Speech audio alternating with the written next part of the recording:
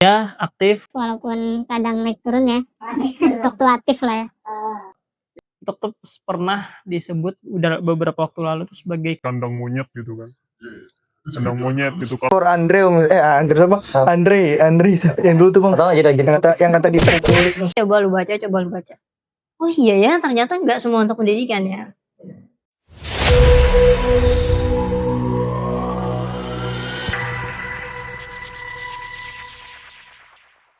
Assalamualaikum warahmatullahi wabarakatuh. Waalaikumsalam warahmatullahi wabarakatuh. Halo Sobat UTM Jakarta semua. Kembali lagi di UTM Talk, tempat kita ngobrol santai tapi penuh makna dan ilmu. Bersama saya Hadi Firmansyah dan ditemani Saya Giva Hartawan.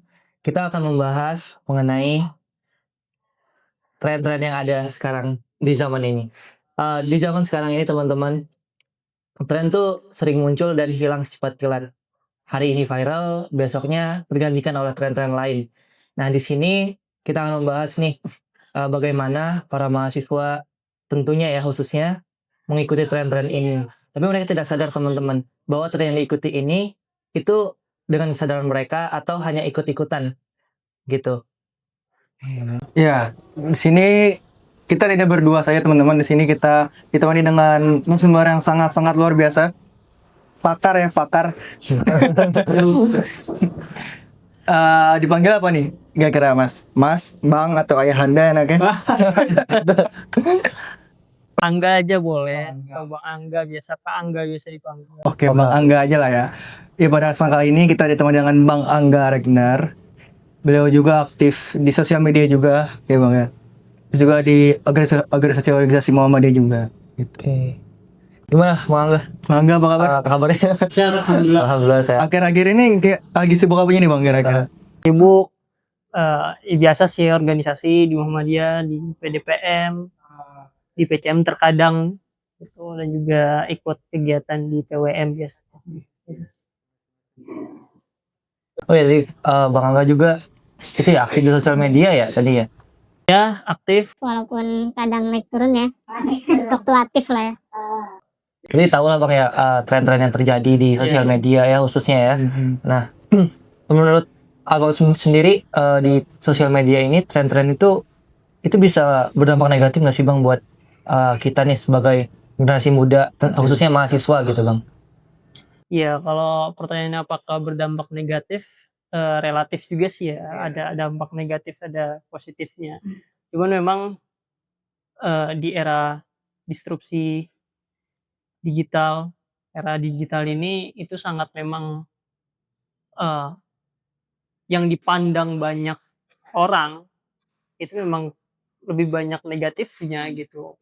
Karena memang ibarat media sosial itu kan namanya teknologi itu senjata gitu. Senjata kalau dipegang sama orang yang nggak bisa megangnya, ya siapapun akan ditembak gitu kan. Apa bahasa analoginya seperti itu. Ya seperti media sosial gitu. Media sosial kalau nggak digunakan dengan orang yang nggak memiliki basic pengetahuan atau literasi tentang dunia digital, ya kan terjerumus ke hal negatif banyak lah kan. Beberapa waktu lalu sempat, ini boleh nyebut merek lah ya, karena ini bahas media sosial, TikTok gitu kan. TikTok tuh pernah disebut udah beberapa waktu lalu tuh sebagai Kandang monyet gitu kan. Kandang monyet gitu kan. karena memang wow, isinya memang ya begitulah ya. Kalian tahu lah ya, anak muda gitu kan.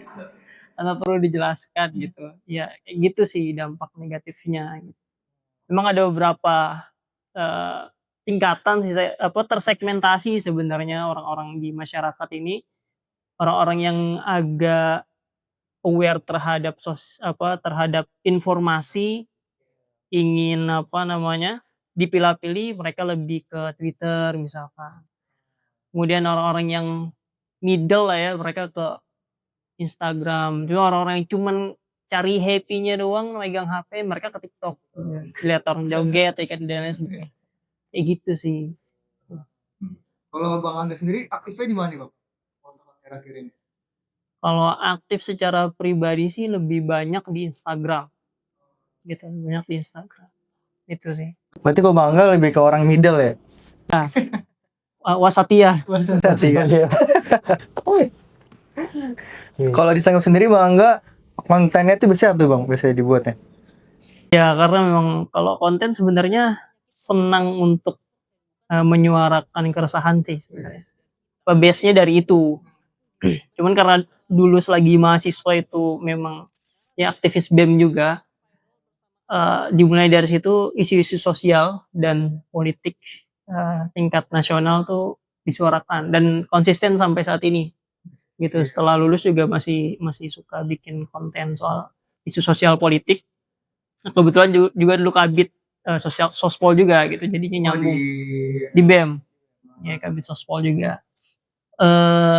Selain sosial dan politik juga ngangkat soal dakwah gitu dan lain sebagainya.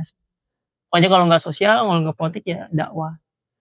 Berputar di situ aja. Pasti nggak bikin konten joget-joget.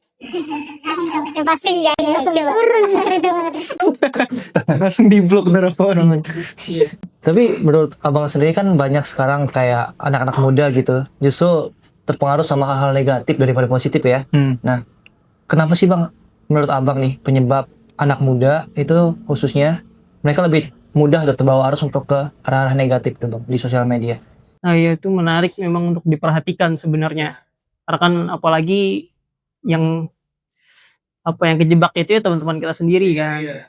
Dimulai dia main media sosial awalnya, kemudian menikmati konten-konten yang dalam tanda kutip negatif, kemudian kejerumus ke web lain kan, ke dark web misalkan. Ya kan, kemudian ke judol, kemudian ke pinjol dan lain sebagainya. Ya ini sebenarnya kompleks ya, kalau ditanya kenapanya tuh kompleks banget gitu, sebab-sebabnya gitu. Tapi yang gue lihat ya, temen ini memang salah satu sebab kenapa dia mudah terjerumus, satu memang basic dari, mohon maaf, pendidikan orang tuanya tuh tidak di brief gitu, harusnya dia gimana menggunakan media sosial. Coba teman-teman sekarang anak SD megang media sosial kan? Megang HP kan? Apakah dia di brief sama orang tuanya atau minimal sama gurunya di sekolah untuk bagaimana bijak menggunakan media sosial? Kan enggak gitu. Kan enggak ada. Itu yang miris. Jadi brief dari orang-orang tuanya itu yang gue lihat itu sih. Dia kenapa sampai satu ketika ada temen yang menghampiri gue, Bilang pengen jual ginjal. Mohon maaf ya. kalau disensor nggak apa, pengen jual ginjal gitu katanya, karena awalnya dari main HP kemudian ke judol ke pinjol gitu, kecanduan. Ya bahaya banget gitu. Itu cowok, belum lagi yang cewek kasusnya beda, ada juga yang macam-macam lah gitu. Ya begitu sih. Cuma kalau ditanya kenapanya, sebabnya kompleks sebenarnya. Ada yang dari ekonomi, ada yang dari memang pengetahuannya, mohon maaf, dangkal gitu. Banyak lah gitu. Tapi yang gue temukan di lingkaran teman-teman sendiri itu, ya dia nggak dapat brief dari orang tuanya atau dari orang sekitarnya, gimana caranya nih menggunakan media sosial dengan baik. Karena kan dengan media sosial kita kan bisa menghasilkan banyak ya. Karena kan pisau bermata dua ya dia.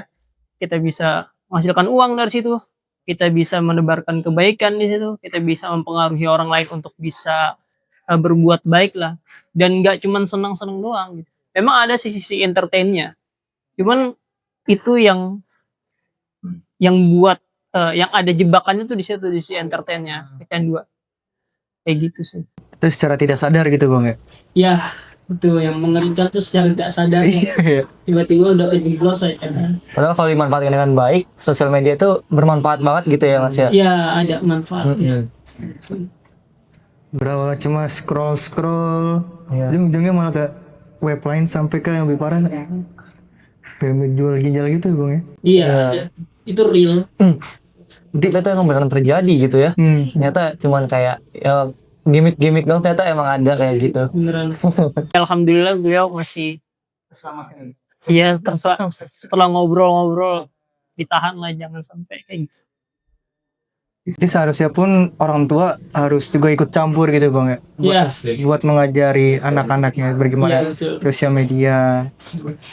Karena saya bilang sih ya rata-rata mungkin cuma sekedar ya udah nih nggak ngasih doang gitu, nggak dikasih penjelasan ya bang. Yang mengerikan itu seorang tua anak nangis gitu. HP itu handphone itu smartphone itu diibaratkan sebagai apa ya? Dan nih lu gue kasih udah lu diem kan gitu.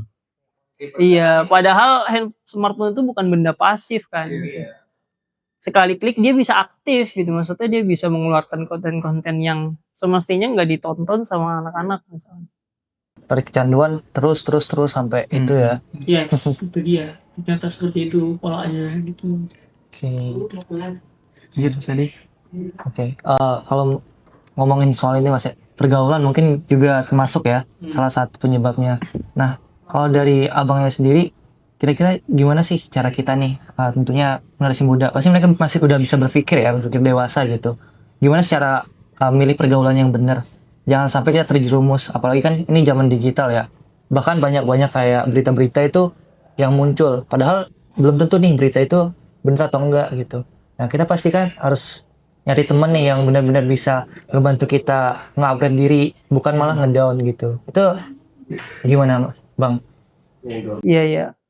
Ini emang tantangannya di era digital buat anak-anak muda untuk sebenarnya kalau gue ngeliatnya ini sebagai kesempatan besar sih untuk anak muda gitu. Karena kan generasi yang paling akrab dengan dunia digital ya generasi yang anak muda gitu kan. Gen Z apalagi gitu. Gen Z apalagi. Gen milenial mungkin dia di umur 20-an atau 30 mereka baru ketemu gitu media sosial. Kan kalau Gen Z kan ya SD aja SMP aja dia udah bisa ketemu. Dia ketemu handphone, ketemu media sosial gitu. Nah, kalau gue pikir ini kesempatan besar sih buat anak-anak muda untuk aktif di media sosial. Tapi lagi-lagi emang sebelum atau menggunakan senjata itu, media sosial itu harus dibekali dengan pemahaman yang kokoh perihal etika, perihal apa aja yang patut untuk disebarkan, mana yang enggak gitu. Mana yang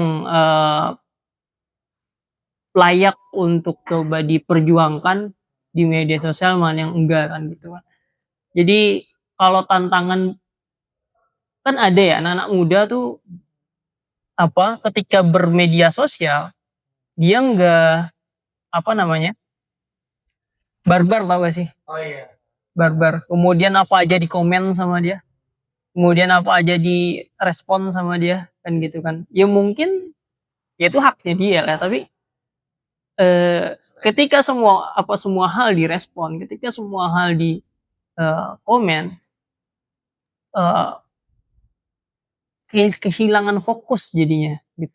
Dan lebih kayak buzzer guys. Iya, apapun di komen kemudian apapun di komen gitu. Jadi memang harus memilih fokus kalau menurut gua ya gitu. Apa fokus lo di yang ingin lo suarakan di media sosial kayak gitu sih. Kesempatan besar sih buat anak muda dan memang harus dioptimalisasi gitu. Jadi kalau memang kita bisa nyari teman yang baik gitu ya, bisa melewati tantangan itu, kita bisa jadi lebih baik gitu ya Bang ya. Yes, circle juga penting banget tuh. Circle penting banget untuk bisa kan banyak sekarang circle-circle yang sengaja dibuat untuk bisa mengoptimalisasi kompetensi kita di bidang media sosial tuh sekarang banyak banget. Coba aja masuk ke situ. Kalau kayak gue nih di mana di kampus ada komunitas media, ya gue masuk ke situ. Kemudian berinteraksi sama teman-teman lain yang juga senang berbuat konten gitu, bikin konten dan ngobrol sama orang-orang yang lebih berpengalaman gimana sih bikin konten yang baik dan bagus gitu kan, yang nggak cuman viral tapi juga berdampak gitu sama kehidupan orang lain gitu, mempermudah kehidupan orang lain kayak gitu sih. Tapi kalau misalnya nih bang, tadi kita kan bahas tentang konten, tentang tren ya. Iya. Nah, ada pasti nih bang beberapa anak muda itu kayak nggak peduli nih tentang tren, apalagi tentang isu-isu politik gitu ya, menganggapnya itu kayak bukan jalur gua nih. nah itu tuh bagaimana cara biar pemuda itu tuh biar lebih apa ya bang ya, gitu bang terhadap tren-tren yang emang penting gitu bang di masa sekarang ini. Iya. Bukannya malah tren-tren yang nggak penting dipentingin gitu kan. Biar nggak skeptis ya. Iya, bener skeptis Iya gitu. betul sih. Memang ini tantangan banget ya buat anak muda gitu karena bicara tren ini memang nggak semua tren itu baik gitu kan. Iya. Dan nggak semua tren itu eh apa namanya layak untuk kita respon. Kayak gitu. Misalkan nih kita ambil contoh aja gitu. Ini contoh aja. Eh tren atau isu yang mencuat soal misalkan eh nilai ekonomi atau barang-barang mahal gitu, kemudian harga beras mahal, harga minyak mahal dan lain sebagainya. Kan itu hal yang seharusnya bagi anak muda itu yang diperhatikan gitu. Itu yang coba dicari informasinya dan kemudian direspon.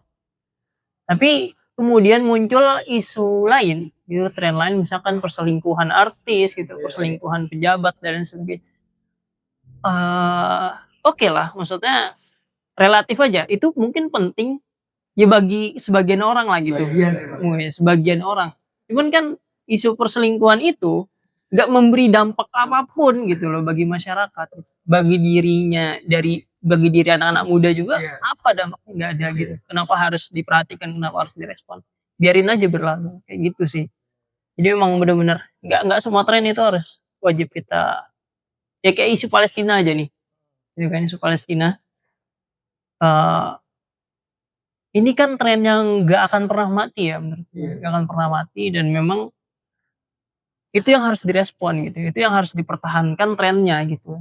Meskipun di sisi lain itu memang era disrupsi teknologi media komunikasi, isu-isu lain emang nggak terbendung untuk bisa mencuat lagi gitu sih. Tapi emang tantangan buat anak muda fokus ke isu-isu penting sih, gitu sih.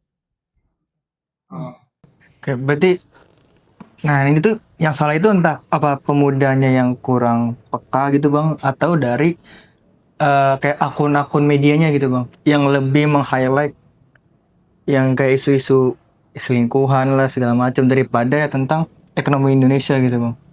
Nah, ya jadi memang di teori komunikasi itu ada namanya agenda setting gitu. Agenda setting itu maksudnya ada satu kekuatan gitu. Ini bukan teori konspirasi ya, ini real gitu. Teori gitu. Iya, ada satu kekuatan yang bisa menguasai atau memegang banyak akun dan kemudian banyak akun itu menyuarakan satu isu satu suara gitu. Misalkan ada 1000 akun nih, 1000 akun itu satu narasi gitu. Walaupun kalimatnya beda tapi satu narasi gitu. Misalkan bicarain selingkuhan si A, si B kayak gitu kan. Itu di agenda setting tuh ada gitu. Itu yang nggak pure gitu. Kalau dibilang kenapa, apakah medianya yang membuat isu naik atau anak-anak mudanya yang nggak aware gitu. Bisa jadi memang itu agenda setting. Karena emang emang ada terjadi seperti itu. Emang begitu, emang realnya seperti itu. Ya itulah tantangan kita. Dan buat anak muda memang aware bukan hanya soal isunya gitu, tapi soal gimana agenda setting ini berjalan gitu. Misalkan ya anak muda tuh harus tahu mana isu yang dibuat-buat, mana isu yang real. Iya, isu yang dibuat-buat tuh banyak banget. Gitu. Banyak banget, mohon maaf aja gitu. Yang sering kali memang ya contoh amannya tuh yang selingkuhan itulah. Berapa kali kan perhatian kita terkecoh, terdistraksi dari isu lain, kemudian wah ada yang selingkuh ini kan, wah ini langsung rame gitu. Itu kita lemah banget gitu. Kita lemah banget sih. Jadi kita harus perhatikan mana isu yang benar-benar real itu adalah isu gitu. Mana yang memang itu agenda setting dibuat-buat, ada yang membuat. Jadi karena gue lulusan komunikasi jadi paham bahwa benar ada agenda setting seperti itu. Jadi harus hati-hati. Dan itu pun bisa mempengaruhi pola pikir masyarakat juga bang. Sangat pengaruh. sangat. Nah, ngobrolin soal itu, misal isu itu viral atau tren-tren yang sering terjadi, abang sendiri pernah nggak sih bang kayak ngikutin suatu tren nih, pas udah diikutin udah selesai, mikir nih oh ternyata ini training gak ada manfaatnya Di gitu. scam Gue agak tiba-tiba saya atas kayak gitu. Labubu. Gue nggak tahu, gue nggak pernah ikut tren-tren kayak gitu. Apa ya? Tapi temennya atau Tren minuman. Justice for Andre, Andre siapa? Andre yang dulu tuh bang, atau aja yang kata dia tulis. Sebutin apa tren? Aduh, banyak lagi. Apa gue tahu atau enggak? tren apa? Yang selingkuh pejabat. Gara-gara nutupin kasus korupsinya. Oh, berarti emang aktivis sih. Banget emang. Itu emang di setting gitu bang ya. Ya, itu diduga kuat tuh setting Diduga kuat ya. itu nggak penting banget. Gak penting banget. Dia emang banyak oknum-oknum yang manfaatin sosial media ini untuk apa tuh fitnah orang, menjatuhin orang gitu bang ya. Ya ada aja. Bahkan akun-akun besar pun ya bisa dibayar untuk melakukan itu. Gitu. Soalnya pernah dengar juga kayak ada suatu orang tuh dia dibayar nih untuk buat beberapa akun. Nah beberapa akun ini ngehujat satu tuh bang, satu akun. Iya pernah, saya pernah. Kan memang sering main X ya atau Twitter gitu. Jadi kayak banyak tuh. Nah saya coba telusurin, ternyata bener. Dia ini emang dibayar untuk ngehujat itu dengan beberapa akun. Jadi dia sendiri yang menggunakan itu gitu. Nah, itu yang namakan agenda setting. Oh kita agenda setting. Maksudnya ada satu orang memiliki banyak akun, dari sekian banyak akun itu udah satu narasi itu, tapi kalimatnya beda-beda gitu kan, kata-katanya beda-beda tapi satu narasi. Ya kayak gitulah, itu yang mesti juga anak muda tuh perhatikan juga. Kadang ya mohon maaf gitu, isunya dibuat sama orang-orang profesional, kemudian digunakan akun-akun yang diternak itu, yang kemakan malah anak muda gitu. Yang kemakan malah anak muda, itu sangat disayangkan sih kayak gitu-gitu. Karena mungkin penyebab juga ini bang apa tuh kayak misalkan banyak berita nih ya kayak abang sebut tadi mereka kurang fokus. Jadi setiap ada berita masuk, berita baru mereka ambil gitu, mereka simpan. Padahal sebenarnya kita tuh harus cek satu-satu bahwa berita-berita yang terjadi ini itu benar atau enggak. Nah karena kebanyakan berita yang masuk, akhirnya ya otak kita memprosesnya lama dan Ya, percaya begitu saja gitu. jadi lebih suka yang instan gitu. Ya karena kan memang sistem TikTok yang kemudian diikutin sama Instagram dalam bentuk Reels dan kemudian diikutin sama YouTube dalam bentuk Shorts. Memang ya itu sistemnya memang satu, unlimited scrolling. Kalian scroll begitu dari pagi ketemu pagi tuh konten gak akan habis. Begitu terus kan. Ya. Dan juga memang disetting bukan untuk membuat orang fokus, bahkan untuk memecah fokus gitu. Kalian scroll sekali konten komedi, kalian scroll sekali konten quote, kata motivasi gitu. Kalian scroll sekali konten tentang sedih ya kan, aduh nasib. Nah, itu kan yang membuat secara psikologi itu orang jadi jadi nggak normal gitu loh, naik turunnya tuh cepet banget gitu kan. Iya, fokusnya bisa langsung terpecah dan itu banyak orang yang nggak bisa bikin konsentrasi itu anak muda gitu kan. Apalagi setiap konten tuh pendek-pendek kan mas bang ya. Jadi kayak ada 15 detik, 30 detik. Nah itu juga gimana ya, udah 15 detik nih kelar, scroll lagi 15 detik. Nah dan itu beda-beda videonya. Jadi kayak oh ingat ini lagi. Sampai tuh misal 50 video. Nah itu gimana tuh? Jadi tiba-tiba pecah fokusnya kan. Iya. Ya lagi-lagi emang itu emang disetting bukan untuk memecah fokus gitu. Ya gimana orang mau mengenyam informasi secara utuh dalam video 15 detik? Gitu kan. Ya itu sebenarnya ini teori yang dari dulu tuh emang digunakan gitu. Kayak tagline clickbait. Kalau dulu mungkin modelnya beda ya. Kalau dulu mungkin modelnya kayak di koran, cuman teks yang besar itu, tahu kan kalian? Nah, itu kan untuk membuat orang terfokus pada satu kalimat gitu. Bagi orang yang mau baca, dia akan baca ke bawah gitu. Tapi bagi orang yang memang malas atau mungkin gak ada waktu, dia akan baca judulnya kemudian berkesimpulan. Iya, itu emang udah dari dulu seperti itu gitu. Cuman yang kalau zaman sekarang, di era sekarang parahnya lagi gitu, bukan judulnya aja yang disimpulkan, tapi bahkan judulnya itu bisa salah gitu. Ya kayak mohon maaf, ini berkaitan dengan politik ya, dengan kebijakan, pemerintah. Yang baru aja gua, respon tentang 178 triliun untuk gaji guru dan dosen, gitu kan. Banyak akun-akun, bahkan akun besar itu menaikkan presiden menaikkan menetapkan atau menaikkan gitulah, 178 triliun untuk gaji guru dan dosen. Judul itu benar, nggak ada yang salah, gitu. Judul itu benar, nggak ada yang salah, tapi itu membuat perspektif orang yang instan gitu, seakan-akan itu adalah anggaran yang pantas, anggaran yang layak, dan itu naik drastis.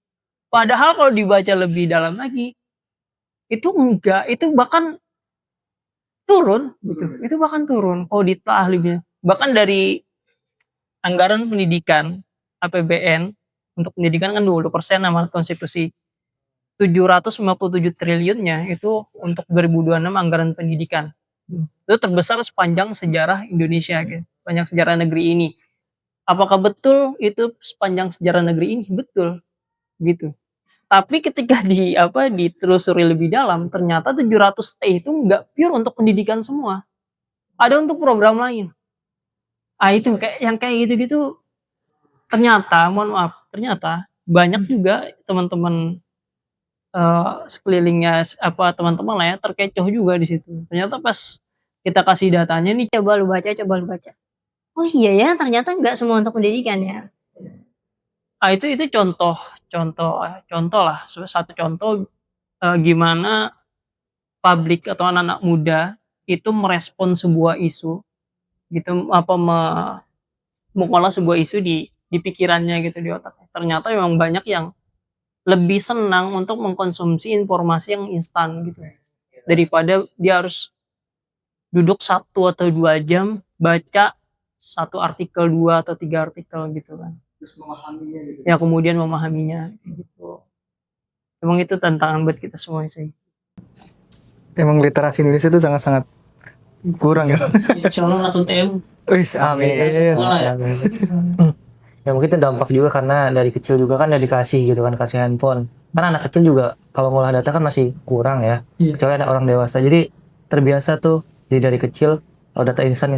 Jadi pas gedenya terbawa gitu ya kan. Itu dia. Mengkhawatirkan. Tapi kalau buat teknikin tren lebih cepat naik tren di mana bang sosial medianya? X kah atau TikTok atau Instagram kira-kira? Itu relatif juga tuh, tergantung isu dan tergantung pengemasannya juga sih gitu. Ya kalau di TikTok, nah kalau mau cepet ya konten entertain gitu. Oh di TikTok. Iya, maksudnya ya mohon maaf, Perempuan seksi joget-joget itu lebih cepat lah di TikTok kan. Lebih ramai gitu. iya lebih ramai. Ya sama di Instagram juga gitu sih, gitu kan. Cuman tergantung isu sih, itu relatif banget itu. Kalau buat naikin isu biasanya di X ya bang, buat naikin isu biasanya. Di X bisa, Iya, rame. di X bisa. Karena di X memang kan orangnya dibanding medsos lainnya lebih kritis lah gitu. Penduduknya lebih kritis. Dan mereka membuktikan sesuai data juga, nggak yang kayak TikTok kan kayak cuman teks doang. Oh yang lain percaya di komen. Iya. Akhirnya tiba-tiba menghujat. Kalau di X tuh benar-benar dijelasin penyebabnya ini. Jadi kita bisa ngebaca gitu. Iya, karena X itu infrastrukturnya, medianya dia itu mendukung kita untuk itu. Gitu. Kalau kita scroll di X, mungkin yang keluar tuh teks. Yang memaksa kita untuk baca secara lengkap. Gitu kan? Kan beda kalau di TikTok. Yang muncul bukan teks, yang muncul gambar. Video. Teksnya pun dibuat buat gambar gitu ya. Orang baca caption pun males ya bang. Ada loh, iya soal teks gambar itu ada loh cerita istri menggugat cerai suami. Gitu gara-gara ternyata suaminya tuh nggak sesuai dengan standarnya dia. Yang dimaksud tuh standar TikTok gitu. Dia habis ngebaca quote-quote gitu. Itu mengerikan banget kan. Ya, jadi mereka ya sesuai tipikal mereka sesuai TikTok nih, bukan sesuai diri mereka sendiri. Harusnya kan kita menyesuaikan diri kan. Iya. Jadi dirinya. Iya betul. Jadi di setir sama sosial media ya bang jadinya. Tapi menurut abang sendiri ada nggak sih bang kayak tips sederhana gitu, gimana cara kita untuk memulai konten-konten atau menggunakan sosial media dengan baik gitu. Iya, satu sih pelajarin etika dulu sih, itu satu. Itu urgent untuk kita pelajari dan praktikkan, itu satu. Yang kedua, mmm, pilih atau satu isu yang menjadi fokus teman-teman gitu. Apa nih mau fokusnya? Kalau menurut gua jangan terlalu semua direspon gitu. Karena, eee, ya coba ciptakan pasar sendirilah, ciptakan kolam kolam konsumen sendiri gitu di media sosial dan pilih platform yang memang cocok dengan konten yang dinaikkan gitu. Kalau misalkan yang maunya, entertain misalkan, kan entertain tuh nggak selalu tentang joget-joget ya, ada juga orang ngajar sambil menghibur gitu misalkan, gitu kan. Ada ya guru-guru SD tuh banyak bikin konten, jadi sambil menghibur gitu, sambil ngajak main anak muridnya, bebas aja gitu.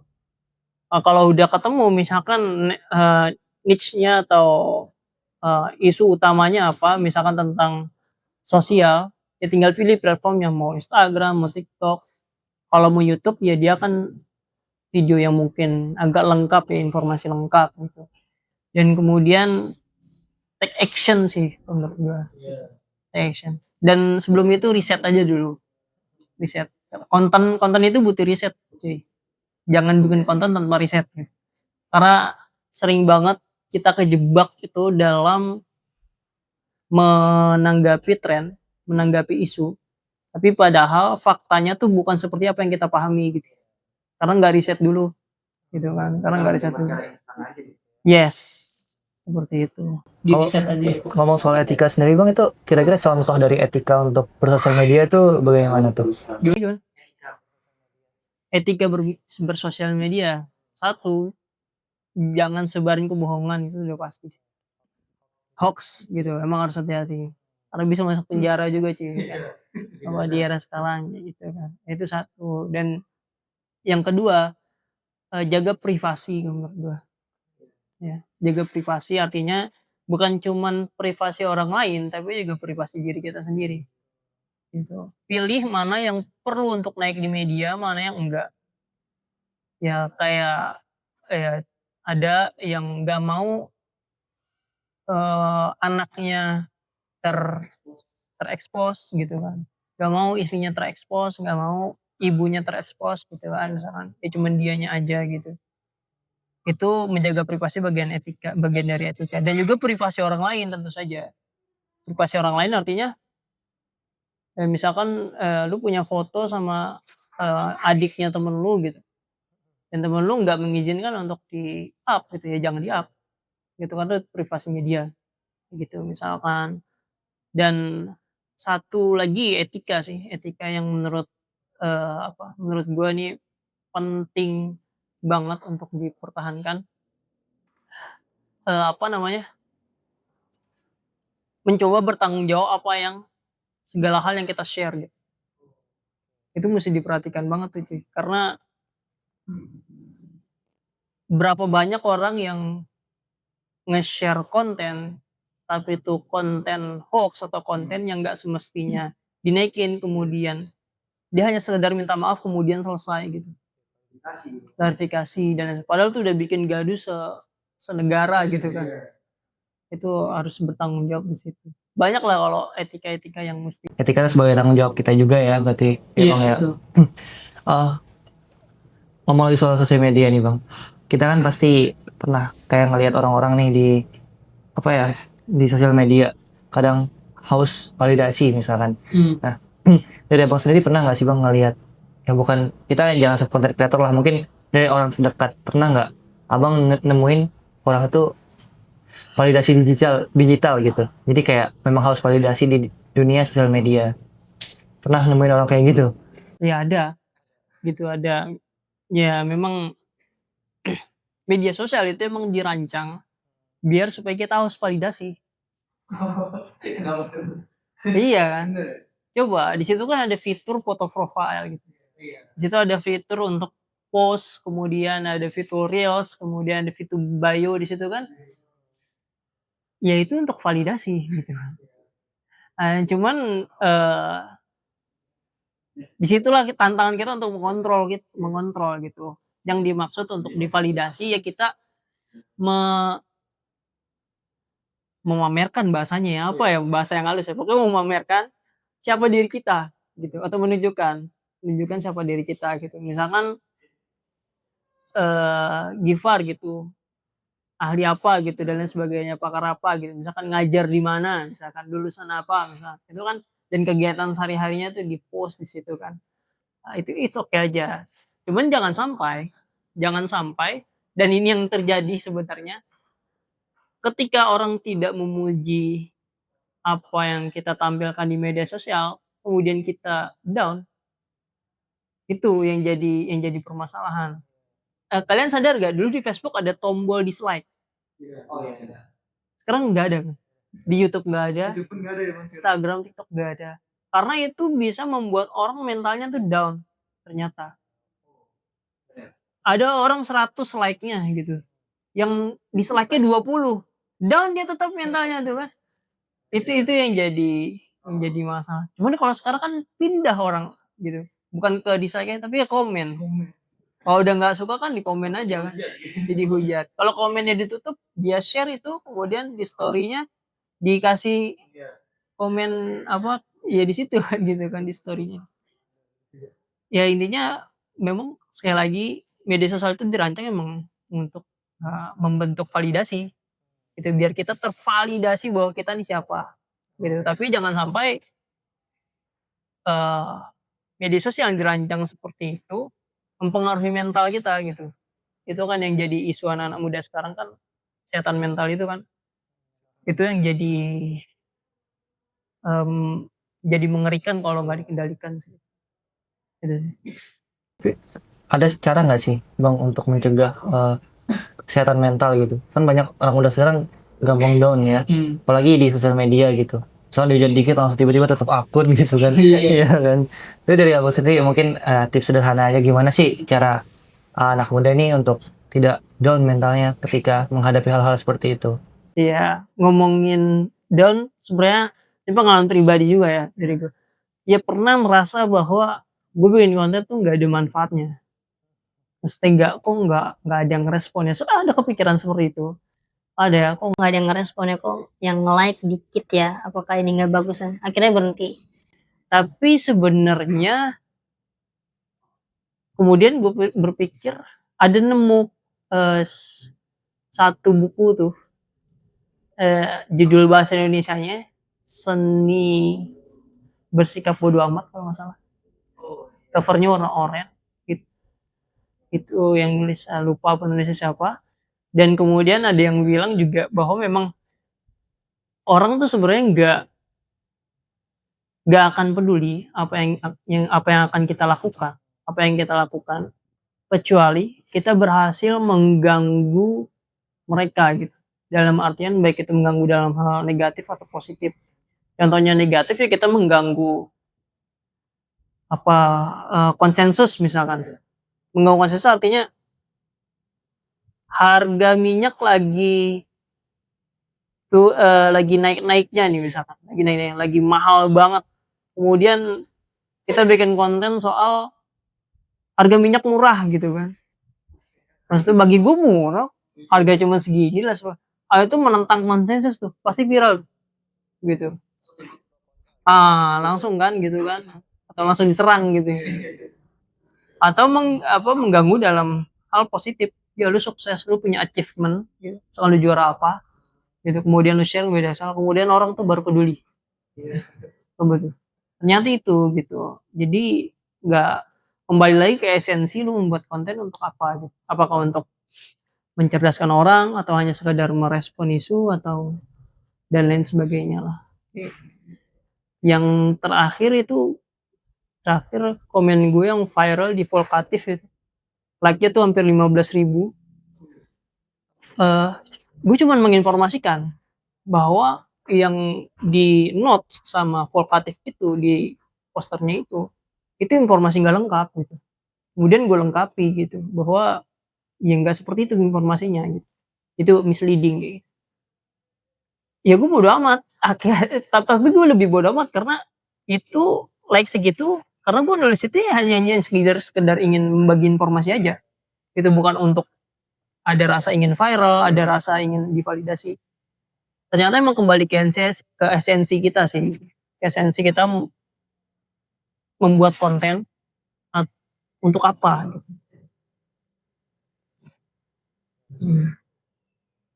Jadi dari sekian banyak konten yang udah dibuat bang, kira-kira ada nggak sih bang legasinya gitu? Dari semuanya konten gue, wah ini nih yang top of the top nih. Dari beberapa konten yang dibuat. Ada. Lagi-lagi tentang politik sih. Dulu masih zamannya Pak Gubernur PLT sih, Budi Heru. Iya, soal beasiswa KJMU, Kartu Jakarta Mahasiswa Unggul, kuotanya dipotong saat itu. Tapi saat itu memang belum banyak yang aware. Pasti bukan karena emang nggak sadar informasi itu tertutupi gitu. Akses informasi terhadap pemotongan kuota beasiswa itu nggak ada aksesnya. Tapi gue ada satu circle gitu yang ngebahas itu ternyata gitu, ngebahas itu. Gue coba wawancarai teman, tanya-tanya teman, ini kenapa sih, ini kenapa? Oh ternyata begini-begini. Gue bikin konten gitu langsung gue respon. Ternyata viral gitu. Dan alhamdulillah dari situ video gue tuh nyampe ke grup-grup lain gitu, grup keluarga siapa gitu, tiba-tiba teman yang ngechat gue, nih Nyokap gue nanyain lu gitu misalkan. Ini lu ya katanya. Emang bener beasiswa dipotong kuotanya? Iya betul. dan alhamdulillah juga berkat perjuangan teman-teman yang memperjuangkan itu dari Jakarta Maju Bersama gitu, dari JMB, masalah itu teratasi gitu. Teratasi. Jadi emang ada, ya gue bikin konten, anak-anak JMB itu memperjuangkan gimana supaya KJMU ini normal lagi, ya alhamdulillah gitu. Itu sih, jadi gue merasa di situ, oh ternyata ini dampak dari bikin konten ya gitu. Maksudnya bisa lo nyelamatin orang, gitu, bisa nyelamatin orang lo. Karena bayangin, karena kan KJMU itu kan dari semester fully funded ya gitu. Kemudian di semester 6 tiba-tiba terpotong atau habis semester 6, sisanya dia harus bayar sendiri. Akhirnya ada yang memilih untuk nggak melanjutkan kuliah. Kan mengenaskan gitu kan. Akhirnya setelah diperjuangkan dia dapat lagi, alhamdulillah. Itu membuat puas hati. Puas juga bisa ngebantu orang ya. Itu sampai tembus berapa view tuh bang? 800.000 di Instagram, di TikTok itu 300 atau 400 ribuan gitu.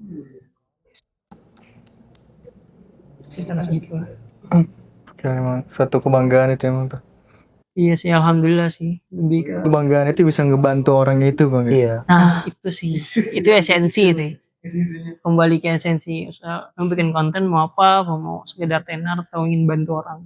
Memang harusnya konten-konten yang kayak gitu tuh justru rame gitu ya bang ya. Bukan yang kayak misalnya nggak bermanfaat tapi tiba-tiba melebihi yang bermanfaat gitu ramenya. Konten-konten yang kayak gitu. Mungkin itu diskusi singkat kita ya. Siap. Bang ya, kayak teman-teman. Jadi kesimpulannya buat teman-teman khususnya generasi muda ya. Tren-tren yang terjadi memang banyak ya. Entah itu positif atau negatif. Itu tergantung bagaimana kita menerimanya atau mengolahnya. Banyak konten yang sebenarnya itu bermanfaat buat kita. Ya ibaratkan pisau. Kalau kita bisa memakai dengan baik, kita bisa menggunakan untuk masak. Justru kalau kita nggak bisa menggunakan dengan baik, pisau itu bisa menusuk diri kita sendiri atau melukai diri kita sendiri. Nah, jadi buat teman-teman yang di rumah, terima kasih sudah dengerin podcast kita pada hari ini. Dan saya selaku host pamit undur diri. Sebentar sebelum tutup mungkin closing statement dari narasumber pakar kita nih, pakar sosial media. Oh ya, closing statement. Boleh bang sedikit closing statement bang? Iya, jadi untuk teman-teman, apa closing statementnya ya yang diharapkan gitu ya, cuman dan ini aja sih, media sosial tuh emang satu dirancang emang untuk membentuk validasi gitu. Jadi ya itulah yang disediakan. Dan sekali lagi media sosial itu senjata teman-teman. Senjata ya seperti pistol lah ya, seperti pistol ya.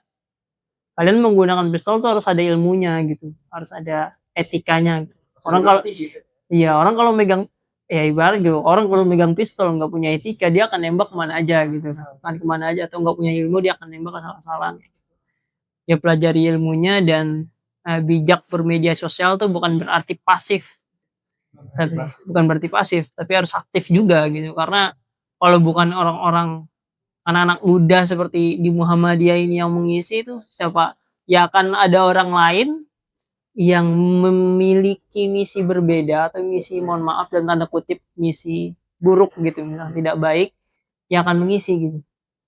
Real kok banyak orang yang punya niat jahat gitu, punya niat tidak baik, dia kemudian masuk ke media sosial, kemudian mewarnai gitu dunia maya.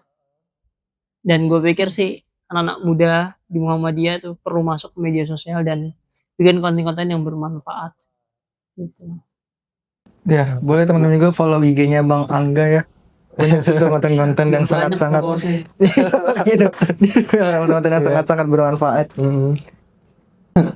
Ya, terima kasih buat Bang Angga udah menyampaikan insight-nya yang tentunya ya semoga menginspirasi kita semua ya. Amin.